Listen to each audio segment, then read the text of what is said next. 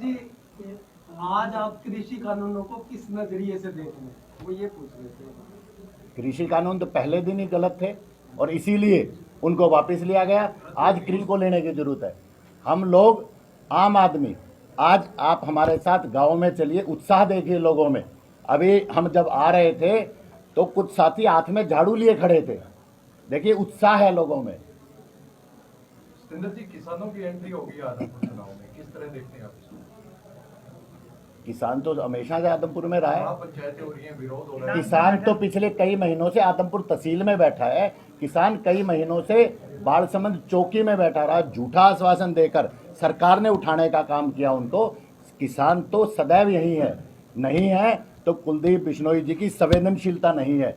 इस इलाके को सरकार की संवेदनशीलता चाहिए। जो किसान और मजदूर कमेरे वर्ग के लिए संवेदनशीलता होनी चाहिए, वो नहीं है यहाँ पर। सर, पहले रणबीर गंगवा ने बालसमंद का धरना उठवा दिया आश्वासन देके, फिर कुलदीप बिश्नोई ने धरना उठवा दिया आश्वासन देके, मुआवजा अभी तक नहीं मिला। देखिए, ये सवाल का उचित जवाब तो रणबीर गंगवा जी और कुलदीप जी दे पाएंगे, परंतु उनके मुझे लगता है स्वभाव में ऐसा है कि झूठ बोलेंगे। 24 साल से इस इलाके को कहते रहे हैं कि मैं तो मुख्यमंत्री बनूंगा, मुख्यमंत्री के नाम पर वोट मांगते रहे हैं।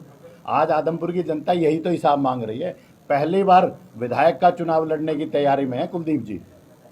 सतेंद्र जी, कल आपसे खैरमपुर में आप गए थे जब, तो आपसे सवाल किया गया था कि जिस वक्त किसान दिल्ली के बॉर्डरों पर बैठे थे, उस टाइम आप कृषि कानूनों के फायदे समझाने में लगे हुए थे। आज वो कृषि कानून पूरे कैसे हो गए?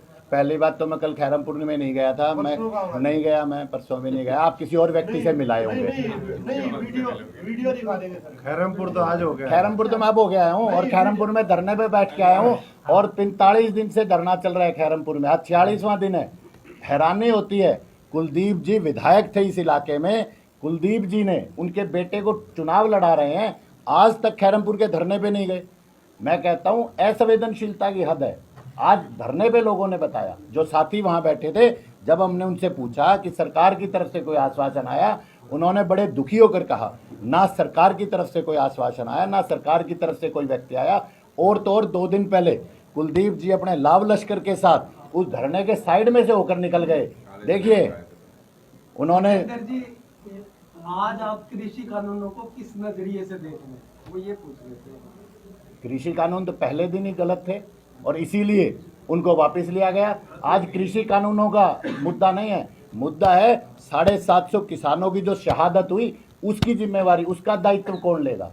जो पार्टी लेके आई कृषि कानून, भारतीय जनता पार्टी, उसकी गोद में जाके बैठ गए कुलदीप बिश्नोई जी। उनसे ये सवाल पूछा जाएगा कि वो किस तरीके से कृषि कानूनों को देखते हैं। क्या वो किसानों से नफरत करते हैं? क्या वो किसानों से दूर रहना चाहते हैं, उनके धरने पे नहीं जाना चाहते? और क्या कारण है कि जो मुआवजे का ऐलान जो सरकार ने किया इस चुनाव के दबाव में, वो अब तक किसानों के बैंक अकाउंट में नहीं पहुंचा? उनके पास कोई 200-400 करोड़ की कुलदीप बिश्नोई जी जैसी संपत्ति थोड़ी है किसानों के पास जो उनके घर चलते रहेंगे।